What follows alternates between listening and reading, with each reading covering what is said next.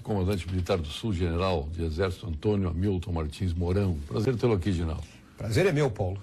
Muito satisfeito de estar aqui contigo nessa noite, início de noite. Estive em São Gabriel da Cachoeira, lá na fronteira com a Colômbia e com a Venezuela, né? Então são lugares bastante distintos.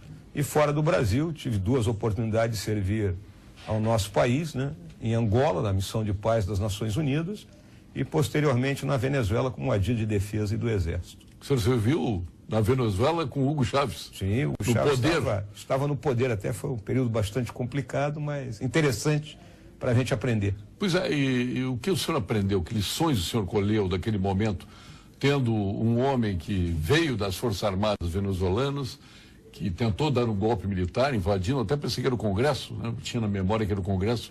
O senhor me falou que ele mandou invadir o Palácio Presidencial como tenente-coronel. E como ele tinha essa força para tal? Ele se tornou uma liderança carismática, né? Essa foi a realidade. Dentro das próprias Forças Armadas? Dentro das Forças Armadas e junto ao povo venezuelano, né? Aí a gente pode fazer um parênteses na história da Venezuela. A Venezuela é um país que, desde a sua independência, ela teve poucos períodos de democracia. Na maioria das vezes, ela teve sob regimes arbitrários ou ditaduras, digamos assim. E o Chávez, ele conseguiu inocular no imaginário popular, né, a ideia de que ele conseguiria resgatar toda a riqueza que a Venezuela tem.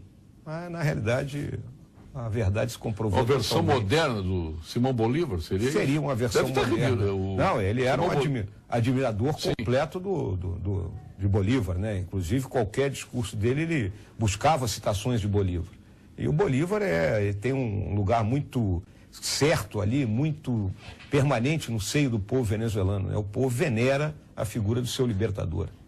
Sim, mas o Simão Bolívar, por certo, se envergonharia da figura do Hugo Chávez, né? O Simão Bolívar, eu acho que ele ia ficar preocupado com algumas das medidas tomadas pelo Chávez. Mas depois nós vamos voltar a esse aspecto aí. Eu gostaria que o senhor falasse agora, já que conhecemos a sua trajetória, claro, en passant, porque ela é extremamente vasta e traz essa bagagem de conhecimento globalizado. O senhor passou por que escolas nas Forças Armadas? Bom, iniciando aqui no Colégio Militar do Rio de Janeiro, foi onde eu ingressei primeiro, né? E dali vim para o Colégio Militar de Porto Alegre, onde fiquei 3 anos aqui no internato, de quem eu guardo memórias maravilhosas, foi um período muito bonito da minha vida. E depois ingressei na Academia Militar das Agulhas Negras, né? Onde me formei oficial, conforme disse, no ano de 75. Posteriormente, eu fiz a Escola de Aperfeiçoamento de Oficiais, que é também no Rio de Janeiro, a Escola de Comando de Estado-Maior, que é o curso de Comando de Estado-Maior, além... Que equivale a uma pós-graduação? Não, é o nosso mestrado. Mestrado. Mestrado. E depois seria o doutorado com o curso de Política, Estratégia e Alta Administração. Além disso, os cursos de especialização, né? Então, me especializei muito na área de combate, digamos assim. O senhor é paraquedista? Paraquedista, guerra na selva, mestre de salto, saltador livre, né? Foram os cursos feitos aí ao longo dessa trajetória. Então, recobrando essa sua vida militar, nós vamos dar uma passada pela importância das Forças Armadas e pelo Exército, até chegar nas questões atuais. E é necessário que a gente repasse esta vida que a sociedade tem com as nossas Forças Armadas. Começando por lhe parabenizar. Primeiro lugar, em credibilidade perante a sociedade, a pesquisa encomendada pela OAB, ao IBOP, Forças Armadas. Segundo, a Polícia Federal. Então, é um reconhecimento isso aí. Não deixa de ser. Como é que os senhores recebem? Não, o Exército, ele procura trabalhar com valores. O Exército, eu falo as Forças Armadas como um todo, né? A profissão militar é uma profissão assentada exclusivamente em cima de valores. Não é? A pessoa que se destina a ingressar em uma das Forças Armadas e que não professam esses valores, né, onde o maior deles está o amor à pátria, a dedicação, né, o civismo, né, que são os nossos faróis, ela não vai se adaptar a esse meio. Então, essa questão de valores, eu vejo que hoje a nossa sociedade, ela se encontra num momento de impasse e ela busca, né, olhar onde estão esses valores. E ela vê isso dentro da nossa instituição. Então, essa é a realidade que a gente sente. Pois vamos às atribuições constitucionais das Forças Armadas. Eu quero entrar um pouco nas atividades sociais que ela desenvolve. Eu acho que a mais importante é o próprio serviço militar. Sim. Nada é igual, por mais que se faça nesse país, nada é parecido ao que acontece com os meninos que passam pelo serviço militar. Depois, as atividades emergenciais, atividades estruturais, né? Quantas obras o Exército tem Sem falar no estabelecimento das nossas fronteiras, da importância que teve. Mas vamos começar exatamente pelas funções constitucionais. Para esclarecer aqueles que falam em golpe e querem golpe, enfim, nós vamos começar entendendo as atividades constitucionais. É muito claro, o artigo 142 da nossa Constituição, ele coloca qual é a destinação das Forças Armadas. Essa destinação, ela já vem de todas as outras constituições que nós tivemos. Ela não tem variado muito. A defesa do nosso patrimônio... São confrontos externos. Confrontos externos. Claro. Né? Ameaças externas. Ameaças externas. Aí a garantia da lei e da ordem, né? Caso haja necessidade, e a garantia dos poderes constitucionais. Então essas são as 3 grandes missões do Exército. Além disso, estão as missões subsidiárias que você tão bem se referiu, né? Que é o apoio à diplomacia do país, né? A diplomacia militar que a gente executa, a participação em operações internacionais, né? As ações de apoio à defesa civil e as ações de apoio à população de uma maneira geral e ao desenvolvimento nacional. As antigas ação cívicas, sociais, elas existem ainda? Continuam. Toda e qualquer operação que nós fazemos, existe sempre uma ação cívico-social voltada para aquelas comunidades que são mais carentes. Né? Isso aí a gente jamais deixa de fazer. Bom, as atividades emergenciais, eu me lembro aqui, desde menino lá, aquele episódio do Passo Socorro. Completa 50 anos esse ano. Do Passo Socorro, né? Em outubro. E quem reconstruiu a ponte foi o Exército. Foi o Exército, a nossa engenharia. Nós estamos preparando, inclusive, uma cerimônia para marcar essa atividade que foi extremamente importante para o nosso Estado. Nosso Estado ficou isolado do resto do país naquele momento. Sim, até porque não tinha conexão aqui pelo litoral. Não tinha. General, e aí vem a questão das ferrovias, que o Exército fez tanto pelo Brasil. E hoje nós somos tão carentes, né, de ferrovias, apesar de todo o legado que o Exército deixou. Olha a ferrovia que vai aqui do Rio Grande do Sul para Santa Catarina, existe um viaduto que se chama Exército Brasileiro, que é considerado uma das maiores obras de artes ferroviárias do mundo. Ali por Marcelino Ramos. Exatamente. Né? E o que acontece? Foi bom tocar nisso aí. Amanhã eu estou indo a Lages, porque o nosso batalhão de engenharia aqui de Lages, ele era um batalhão ferroviário. Então, amanhã haverá uma cerimônia que vai resgatar o nome de batalhão ferroviário e já tem um projeto onde o Exército irá trabalhar em ferrovia na região sul aqui. Isso ainda pode? Sim, irá ocorrer. Mas, General Mourão, a gente fala tanto, né, nas pressões do Ministério Público e tudo mais. Quem opera estas obras são os soldados, os incorporados, não? Sim, todas essas obras são feitas, as obras que são feitas pelo Exército, por meio dos nossos batalhões, são soldados. E no grupo de soldados nós temos o efetivo profissional, que são aqueles que permanecem mais tempo, e o recruta, né, que chega, ele aprende durante a sua instrução individual de qualificação a operar uma máquina, a fazer o lançamento de asfalto, fazer lançamento de areia, ou a ser topógrafo, e ele vai trabalhar junto com os demais militares nesse tipo de obra. Servindo em batalhões de engenharia. Em batalhões de engenharia. Perfeito. Não, porque sempre fica a dúvida, pode, não pode? Não pode. Não, pode, plenamente. Perfeito. Inclusive, é uma pessoa que a gente faz retornar à sociedade com uma capacidade muito maior do que ele tinha, né? Tecnologicamente, como vai o nosso Exército? Nós temos dado grandes passos, né? O Exército hoje ele tem 7 projetos estratégicos e 12 projetos estruturantes, né, que levam aquilo que nós chamamos de transformação do Exército.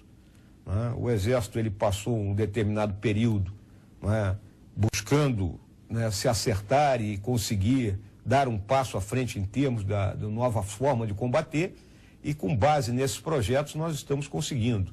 Então nós temos aí o foguete, o Astros 2020, que alcança 300 quilômetros, nós temos o sistema de monitoramento de fronteiras, o CISFRON, nós temos o Proteger, que é um projeto destinado a proteger as estruturas críticas do país, né? Nós temos a guerra cibernética, né? Nós temos o Guarani, que é uma família de blindados produzida pela indústria nacional.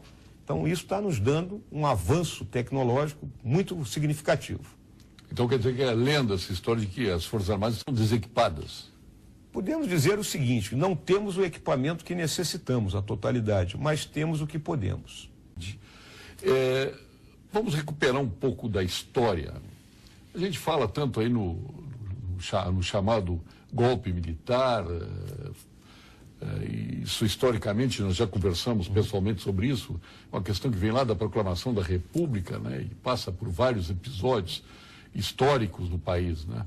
Mas eu gostaria que o senhor alinhavasse isso aí, da proclamação da República até os episódios de 64, onde se fala tanto no chamado golpe militar, no governo militar, no período ditatorial, quando nós sabemos que tudo isso acabou sendo protagonizado pelo próprio Congresso Nacional, que chamou as Forças Armadas, né, no momento em que o país estava à beira do abismo, se não já no abismo.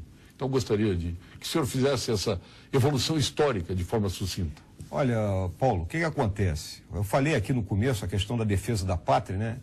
Então, a pátria ela tem que ser defendida, às vezes das ameaças externas e das vezes dela mesma. O nosso exército, ele nasceu com uma tradição, a tradição de Caxias. Então nós vamos lembrar o Brasil do século XIX, vou chegar um pouco antes da proclamação da República, não é? Então no século XIX, com a abdicação de Dom Pedro I, não é? Nós tivemos um grande número de revoltas que ocorreram de norte a sul do nosso país, não é? Vai lá do Cabanagem no Pará, passa pela Balaiada, entra pelas revoluções liberais de 1842 em São Paulo e Minas Gerais, a nossa Revolução Farroupilha, né? Então o país esteve a ponto de ser explodido em vários países. A Espada de Caxias e o Exército Brasileiro mantiveram este país unido. E aí nós vemos como Caxias, além de debelar as revoltas, ele imediatamente concedia anistia, né? Trazendo aqueles brasileiros de volta ao seio da nação. Então isso está calado fundo dentro do Exército. Vamos lembrar que ao término aqui da Farroupilha, em 1845, 7 anos depois, no combate Monte Caseiros contra Rosas, aqueles que haviam lutado uns contra os outros, lutaram ombro a ombro em nome da nação brasileira. Então esse é o grande legado de Caxias, o legado do Exército. A proclamação da República, ela nasceu em cima, não é, do estamento militar. Isso é histórico, tá? E o que acontece? Minha visão, né? A minha visão. O Exército no século XX, ele enfrentou por 3 vezes a tentativa do movimento comunista internacional de se assenhorar e implantar aqui no país um regime que não era o que nós desejávamos. Então o Exército foi claramente o instrumento da nação para impedir que a nação fosse comunizada. Foi isso que ocorreu. Tivemos 20 anos de governos, digamos, autoritários, porque qualificar de ditadura eu acho forte, né? E ouso aqui dizer que as mesmas pessoas que chamam os presidentes militares de ditadores chamam Fidel Castro de presidente. Então, eu acho complicado isso. E digo que a verdade histórica sobre os fatos ocorridos naquele período só virão a fundo mesmo quando todos os atores tiverem desaparecido. E aí os historiadores puderem se debruçar sobre isso de forma isenta. Sim, aconteceram. Quem chamou as Forças Armadas para a intervenção foi o próprio Congresso Nacional. Foi assim como eu estou te dizendo. Exatamente. Né? A nação pediu a intervenção das suas Forças Armadas. Milton Munaro, advogado, vamos perguntar ao comandante Mourão qual a sua opinião sobre a questão territorial entre a Venezuela, já que ele esteve lá, e a Guiana. Ah, boa pergunta. Qualquer mapa da Venezuela apresenta a região do Essequibo, que é o oeste da Guiana, totalmente ali achuriada como zona contestada. É um conflito que existe na América do Sul.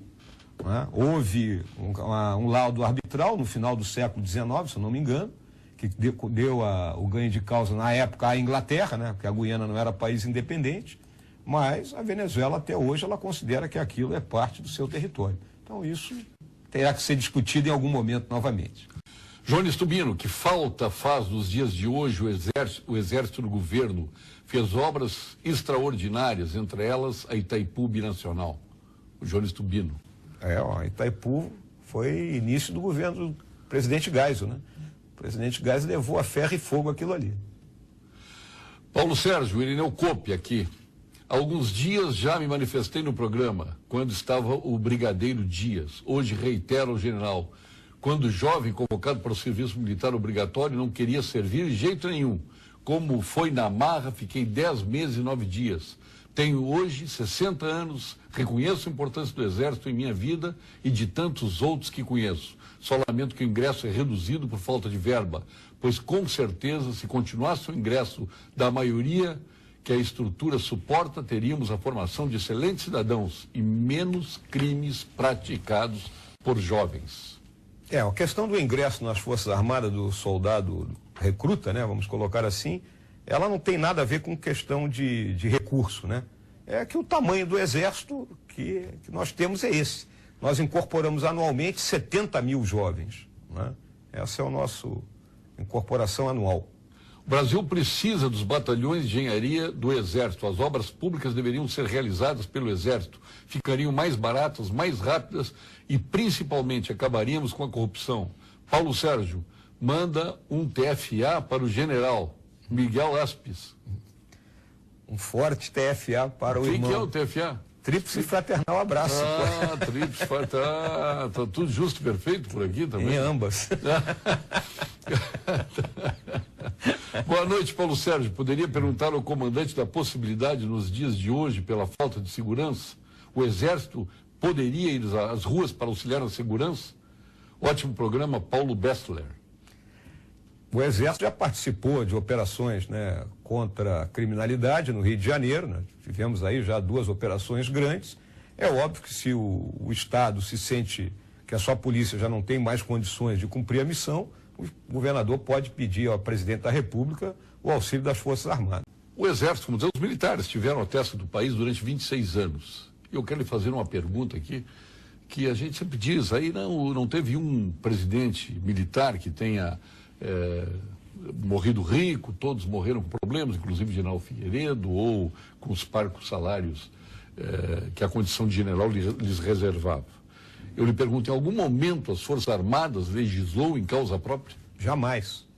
Jamais. Né? Durante os 20 anos, né, vamos dizer, de 1964 até 1985, né, onde os 5 generais se revezaram no poder, não houve nenhuma legislação que beneficiasse especificamente as Forças Armadas. Não tivemos aumentos extraordinários de vencimentos, não tivemos investimentos vultosos para, né, a mudança e a melhoria das nossos quartéis, de nossas residências, né, de compras vultosas de material, de armamento, nada. Durante todo aquele período, o governo estava muito mais voltado para as necessidades da nação como um todo do que as necessidades particulares de suas Forças Armadas. Ninguém está aqui fazendo, nem o general, que cumpre o seu dever constitucional como comandante militar do Sul, nem eu, estamos fazendo proselitismo de golpe militar, não é isso? A presença do general é justamente para mostrar o que representa as Forças Armadas na vida da sociedade brasileira. Aí vem a questão da troca de nomes de rua. Como é que o senhor sentiu quando viu a Castelo Branco trocar de nome para Liberdade, não sei o quê? Para mim continua sendo Castelo Branco. Infelizmente, desconhecem quem foi realmente o Castelo Branco, né? Castelo Branco, chefe de operações da Força Expedicionária Brasileira, elemento de uma coragem. Atravessou a Atlântica para defender a democracia internacional. Não coragem física, mas coragem muito mais do que isso, coragem moral. E foi o homem que reorganizou as finanças do Brasil no pós-64. O trio Castelo Branco, Roberto Campos, Gouveia Bulhões, né? Reorganizaram as finanças do país e colocaram naquilo que depois se tornou o chamado milagre brasileiro, quando crescemos a 9% ao ano. Se houver o clamor da população por intervenção militar no país, o Exército vai atender? O Exército vai cumprir a missão constitucional, muito claro. Vamos garantir a lei e a ordem e garantir os poderes constitucionais, ou seja, garantir que a nação funcione. Essa é a missão do Exército, muito claro. Comandante Mourão, na bandeira brasileira existem as palavras ordem e progresso. Neste momento, os brasileiros têm a sensação de desordem e insegurança. Então, de que forma o Exército Brasileiro pode contribuir para melhorar esta situação no Rio Grande do Sul e no Brasil? Antônio Carlos Soares de Souza.